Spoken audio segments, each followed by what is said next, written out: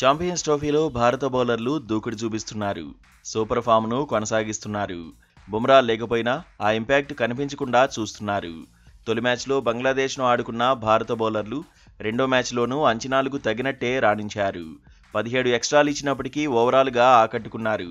పాకిస్తాన్ను 250 పరుగుల లోపే కట్టడి చేయడంలో సక్సెస్ అయ్యారు. నిజానికి దుబాయ్లో పాకిస్తాన్ టాస్ గెలిచింది. తొలి ఓవర్లో షమి వైడ్లతో అభిమానులను టెన్షన్ పెట్టించాడు. 3 ఓవర్లు వేసిన తర్వాత ఫిట్నెస్ సమస్యలతో ఇబ్బంది పడ్డాడు. దీంతో అభిమానులు ఆందోళన చెందారు. కానీ ఆ తర్వాత మళ్లీ బౌలింగ్ చేశాడు. ఆరంభం నుంచి ఆచితూచి ఆడిన పాకిస్తాన్కు హార్దిక్ పాండ్యా ఫస్ట్ షాక్ ఇచ్చాడు. బాబర్ ఆజంను పెవిలియన్ పంపాడు.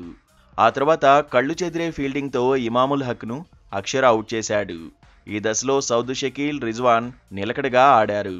డేంజరస్గా మారుతున్నట్టు కనిపించారు. సౌద్ షకీల్, రిజ్వాన్ జోడీని అక్షర్ విడదీశాడు. ఆ తర్వాత భారత బౌలర్లు ఒత్తిడి పెంచారు.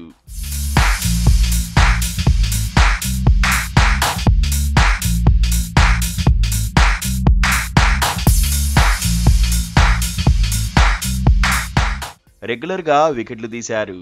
సమిష్టిగా రాణించారు. ప్రమాదకరంగా కనిపించిన ఖుష్దిల్ను హర్షిత్ పెవిలియన్ పంపాడు. చివరకు పాకిస్తాన్ 49.4 ఓవర్లలో 241 పరుగులకే ఆలౌట్ అయింది. గత మ్యాచ్లో వికెట్లు తీయలేకపోయిన కుల్దీప్ యాదవ్ పాక్పై మాత్రం ఆకట్టుకున్నాడు.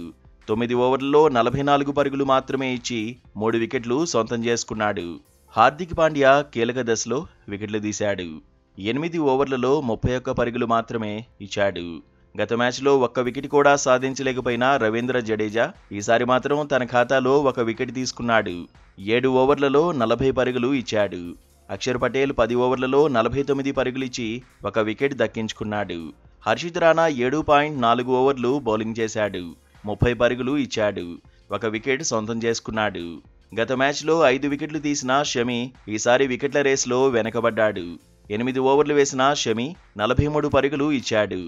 ఇన్నింగ్స్లో షమి 5 వైడ్లు వేశాడు. హర్షిత్ రాణా, హార్దిక్ పాండ్యా 2 వైడ్ల చొప్పున వేశారు.